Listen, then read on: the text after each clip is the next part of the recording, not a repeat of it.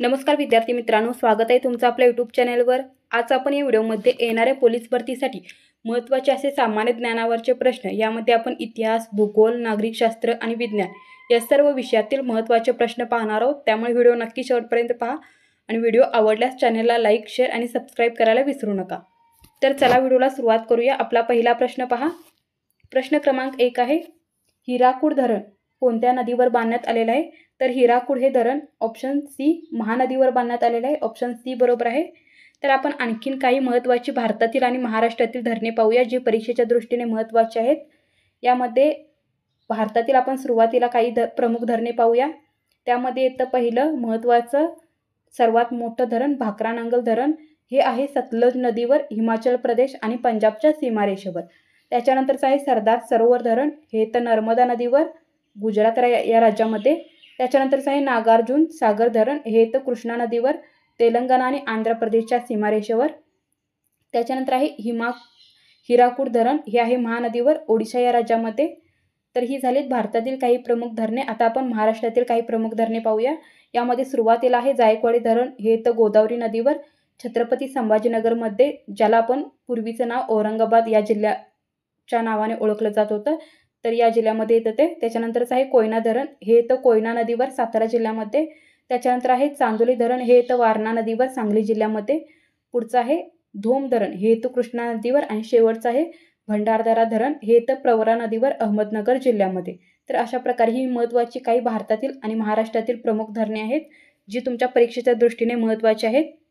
पुढचा प्रश्न पाहूया। प्रश्न क्रमांक 2, सुंदरबनात आढळणारी सुंदर ही वनस्पती खालीलपैकी कोणत्या प्रकारची आहे?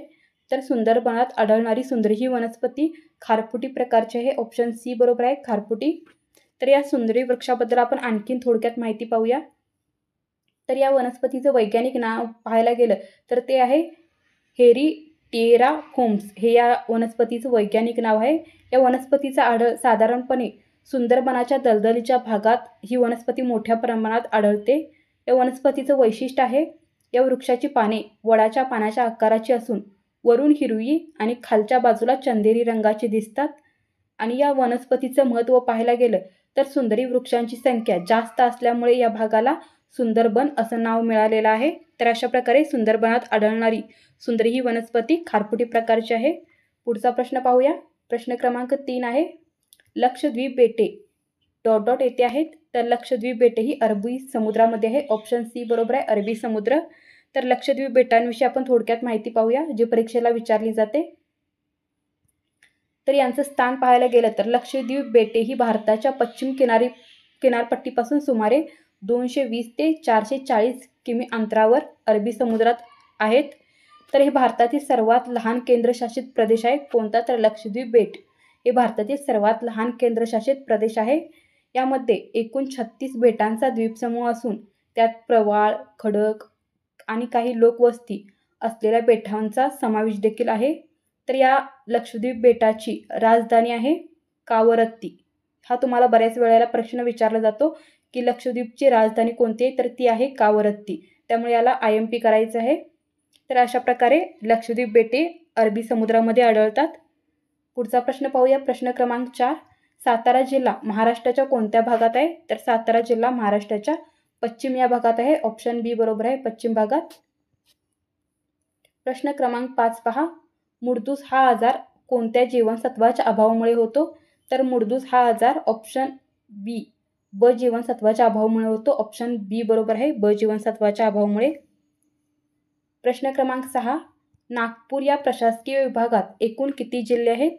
तर नागपूर या प्रशासकीय विभागात एकूण 6 जिल्ह्यांचा समावेश होतो। ऑप्शन बी बरोबर आहे, 6 जिल्हे। तर ते कोणकोणते जिल्हे आहेत पहा। एक आहे नागपूर, दुसरा आहे वर्धा, तिसरा आहे भंडारा, चौथा आहे गोंदिया, पाचवा आहे चंद्रपूर आणि 6वा आहे गडचिरोली। तर हे 6 जिल्हे नागपूर या प्रशासकीय विभागामध्ये येतात।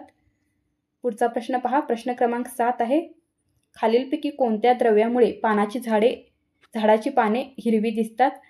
तर कोणत्या द्रव्यामुळे दिसतात? तर ती आहे ऑप्शन डी क्लोरोफिल या द्रव्यामुळे झाडाची पाने ही हिरवी दिसतात। ऑप्शन डी बरोबर आहे। तर आपण याच्याविषयी थोडक्यात माहिती पाहूया। तर झाडांची पाने ही प्रामुख्याने क्लोरोफिल या हिरव्या रंगद्रव्यामुळे हिरवी दिसतात। जे सूर्यप्रकाशातील निळ्या आणि लाल प्रकाश शोषून घेतात, परंतु हिरवा प्रकाश परावर्तित करते, त्यामुळे ते आपल्या डोळ्यांना हिरवा कलर आपल्याला तो दिसत असतो. खरं तर पाहायला गेलं तर हे सूर्यप्रकाशातील निळा आणि लाल प्रकाश शोषून घेतात, पण आपल्या डोळ्यांना तो हिरवा प्रकाश परावर्तित केल्यामुळे हिरवी पाने दिसतात. तर हे रंगद्रव्य क्लोरोप्लास्ट नावाच्या पेशींच्या भागांमध्ये असतं आणि प्रकाश संश्लेषणा प्रक्रियेसाठी ऊर्जा निर्माण करतं. तर अशा प्रकारे ही क्लोरोफिल या द्रव्यामुळे झाडांची पाने जी आहेत ती हिरवी दिसतात. ऑप्शन डी बरोबर आहे या ठिकाणी. प्रश्न 8 पहा, खालीलपैकी कोणते पीक हे खरीप पीक नाही? तर उत्तर आहे ऑप्शन डी गहू. हे काय नाही आहे? खरीप पीक नाही आहे. तर गहू हे काय आहे? रब्बी पीक आहे. ऑप्शन डी बरोबर आहे गहू. तर आपण खरीप पीक आणि रब्बी पिके काय ते पाहूया. तर खरीप पिके कोणकोणती असतात? तर यांची पेरणी जून महिन्यात पहिल्या पावसाबरोबर सुरू होते आणि नोव्हेंबरमध्ये कापणी सुरू होते. त्याचबरोबर या खरीप पिकांना पावसाच्या पाण्याची गरज असते. यामध्ये कोणाकोणा समावेश होतो? तर भात, ज्वारी, बाजरी, मका, कापूस आणि सोयाबीन या पिकांचा समावेश होतो. तर ही काय आहेत? खरीप पिके आहेत. आता रब्बी पिके कधी घेतली जातात? तर पेरणी यांची ऑक्टोबर आणि नोव्हेंबर हिवाळ्यामध्ये होते आणि मार्चमध्ये काय होते? मार्च एप्रिलमध्ये याची कापणी होते. या पिकांसाठी थंड हवामान आणि चांगल्या निचऱ्याची जमीन लागते. त्याचबरोबर पाण्याची जर गरज पाहायला गेलं तर अनेकदा कृत्रिम सिंचनाचा वापर केला जातो, कारण ते पावसावर अवलंबून नसतात. कोणती पिके? तर रब्बी पिके ही पावसावर अवलंबून नसतात आणि खरीप पिके यांना पावसाच्या पाण्याची गरज असते. आता रब्बी पिकांमध्ये कोणकोणत्या पिकांचा समावेश होतो? तर गहू, हरभरा, मोहरी, तीळ, जव आणि वाटाणे ही काय आहेत? रब्बी पिके आहेत. आणि खरीप पिके आहेत भात, ज्वारी, बाजरी, मका, कापूस आणि सोयाबीन ही आहेत खरीप पिके. अशा प्रकारे हे तुम्हाला परीक्षेमध्ये विचारलं जातं. प्रश्न क्रमांक 9 पहा, महाराष्ट्रामध्ये सध्या एकूण किती तालुके आहेत? तर महाराष्ट्रामध्ये सध्या एकूण 358 तालुके आहेत. ऑप्शन ए बरोबर आहे 358. प्रश्न क्रमांक 10, दुधाचे सत्व मोजण्यासाठी डॉट हे साधन वापरले जाते. उत्तर आहे ऑप्शन सी लॅक्टोमीटर. लॅक्टोमीटरच्या साहाय्याने दुधाचे सत्व मोजले जाते. ऑप्शन सी बरोबर आहे. प्रश्न क्रमांक 11, राज्यघटनेतील कलम 74 कशाशी संबंधित आहे? तर राज्यघटनेतील कलम 74 हे पंतप्रधान आणि मंत्रिमंडळ यांच्याशी संबंधित आहे. ऑप्शन सी बरोबर आहे. तर हे कलम 74 काय आहे ते आपण पाहूया थोडक्यात. तर कलम 74 मध्ये काय काय तर पहा. तर यामध्ये मंत्रिमंडळाची रचना, यामध्ये राष्ट्रपतींना मदत व सल्ला देण्यासाठी पंतप्रधानांच्या नेतृत्वाखाली एक मंत्रिमंडळ म्हणजेच मंत्री परिषद असेल असं सांगण्यात आलेलं आहे. त्याचबरोबर या सल्ल्याचं बंधन म्हणजे राष्ट्रपतींना मंत्रिमंडळाने जो दिलेला सल्ला असतो तर त्या सल्ल्यानुसारच कार्य करावे लागणार आहे असं देखील उल्लेख आहे. त्याचबरोबर मंत्र्यांनी राष्ट्रपतींना जो दिलेला सल्ला आहे त्यावर दिलेली चर्चा किंवा कोणत्याही न्यायालयात त्यासाठी चौकशीसाठी आणली जाणार नाही याचा देखील उल्लेख आहे. तर अशा प्रकारे 74 कलम आहे जे पंतप्रधान आणि मंत्रिमंडळ याच्याशी संबंधित आहे. प्रश्न 12 पहा, तंबाखूजन्य पदार्थांमुळे खालीलपैकी कोणता आजार होतो? उत्तर आहे ऑप्शन बी कर्करोग होतो. ऑप्शन बी बरोबर आहे. तंबाखूजन्य पदार्थांमुळे कर्करोग हा आजार होतो. ऑप्शन बी बरोबर आहे. प्रश्न क्रमांक 13 पहा, डायलिसिस उपचार खालीलपैकी कोणत्या आजारात होतो? तर डायलिसिस हा उपचार हृदयविकार या आजारामध्ये केला जातो. ऑप्शन सी बरोबर आहे हृदयविकार. प्रश्न क्रमांक 14 पहा, भारतीय घटना परिषदेचे कायमस्वरूपी अध्यक्ष खालीलपैकी कोण होते? तर भारतीय घटना परिषदेचे कायमस्वरूपी अध्यक्ष होते option C doctor Rajendra Prasad. Option C बरोबर आहे. तर आपण संविधानाविषयी थोडक्यात माहिती पाहूया जी परीक्षेला विचारली जाते. तर यामध्ये आपण स्थापना पाहायला गेलं तर संविधान सभा देशासाठी संविधान तयार करण्यासाठी 1946 मध्ये स्थापन करण्यात आलेली होती. याचे तात्पुरते अध्यक्ष होते डॉक्टर सच्चिदानंद सिन्हा. हे अध्यक्ष कोण होते? तर तात्पुरते अध्यक्ष होते. आणि कायमस्वरूपी अध्यक्ष विचारलं तर डॉक्टर राजेंद्र प्रसाद हे काय होते? संविधान सभेचे कायमस्वरूपी अध्यक्ष होते. यातला फरक तुम्हाला माहिती असला पाहिजे की तात्पुरते विचारल्यावर डॉक्टर सच्चिदानंद सिन्हा सांगायचं आणि कायमस्वरूपी अध्यक्ष विचारल्यावर डॉक्टर राजेंद्र प्रसाद यांचं नाव घ्यायचं आहे. त्याच्यानंतर संविधान सभेचे कार्य काय होतं? तर संविधान सभेचे मुख्य कार्य होतं भारतासाठी संविधान तयार करणं. तर हे 4 महत्त्वाचे पॉईंट आहेत परीक्षेच्या दृष्टीने. प्रश्न 15 पहा, भारतीय राष्ट्रगीताचे गायन करण्यात खालीलपैकी किती कालावधी लागतो? तर भारतीय राष्ट्रगीताचे गायन करण्यात 52 सेकंद लागतात. ऑप्शन ए बरोबर आहे, 52 सेकंद. प्रश्न 16 पहा. ग्रामसेवकाची निवड खालीलपैकी कोणामार्फत केली जाते? तर ग्रामसेवकांची निवड होते ऑप्शन बी, जिल्हा निवड समितीद्वारे. ऑप्शन बी बरोबर आहे, जिल्हा निवड समिती. प्रश्न क्रमांक 17. डॉट डॉट हे सर्वात मोठे अक्षरवृत्त आहे. तर आपलं उत्तर आहे ऑप्शन सी, विषुववृत्त हे सर्वात मोठे अक्षरवृत्त आहे. तर हे आहे आपलं विषुववृत्त. पृथ्वीवर ही जी काल्पनिक रेषा आहे, जी उत्तर गोलार्ध आणि दक्षिण गोलार्ध अशा 2 भाग करते, तर ते आहे विषुववृत्त आणि हे सर्वात मोठे अक्षवृत्त आहे.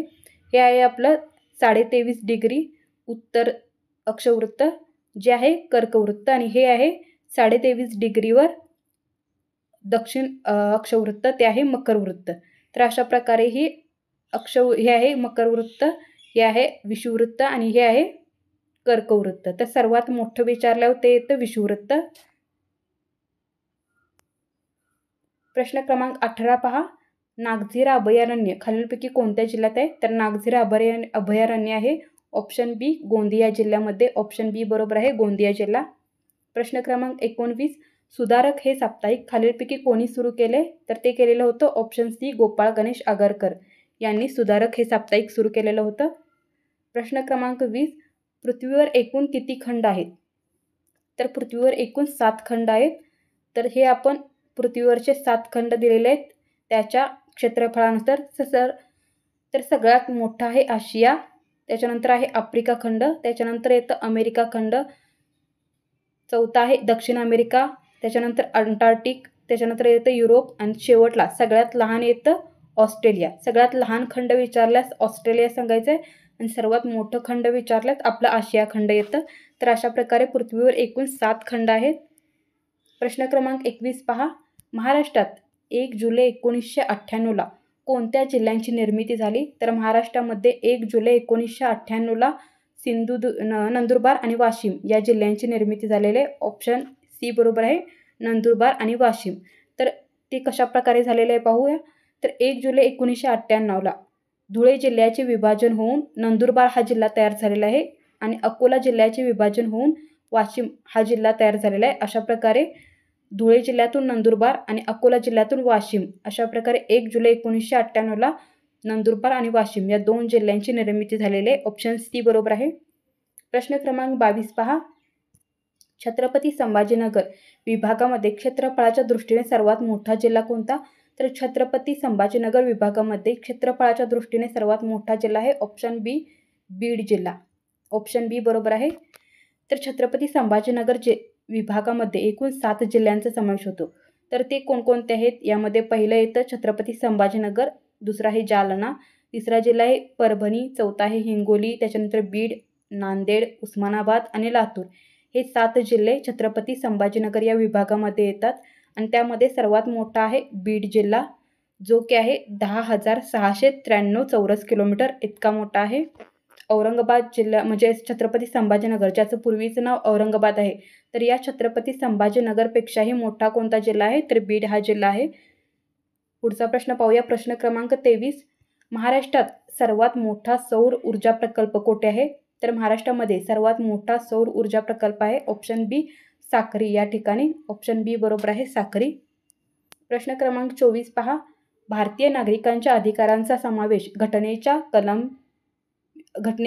विभाग 3 कलम 14 ते कलम 18 मध्ये केलेला आहे. तर भारतीय नागरिकांच्या अधिकारांचा समावेश विभाग 3 मध्ये कलम 14 ते 18 मध्ये समतेचा, ऑप्शन ए बरोबर आहे, समतेचा. या कलम 18 आणि 14 ते 18 मध्ये समतेबाबत आपल्याला कलमे दिलेले आहेत, समानता कशा प्रकारे असावी याबद्दल. तर ते येतं विभाग 3 मध्ये कलम 14 ते 18 मध्ये. ऑप्शन ए बरोबर आहे. प्रश्न 25 पहा. ज्या स्नायूंद्वारे आपल्या शरीराच्या हालचालींवर आपल्या मनाप्रमाणे नियंत्रण ठेवता येते त्याला डॉट डॉट असं म्हणतात. तर ज्या स्नायूंद्वारे आपल्या शरीराच्या हालचालींवर आपल्या मनाप्रमाणे नियंत्रण ठेवता येते त्याला ऐच्छिक स्नायू असं म्हणतात. ऑप्शन बी बरोबर आहे, ऐच्छिक स्नायू. तर धन्यवाद मित्रांनो. अशा प्रकारे आज आपण येणारे पोलीस भरतीसाठी सामान्य ज्ञानावरील 25 प्रश्न पाहिलेले आहेत. जर तुम्हाला हा व्हिडिओ आवडला असेल तर चॅनलला लाईक, शेअर आणि सबस्क्राईब करायला विसरू नका, जेणेकरून नवनवीन व्हिडिओ तुम्हाला पाहायला भेटतील. धन्यवाद.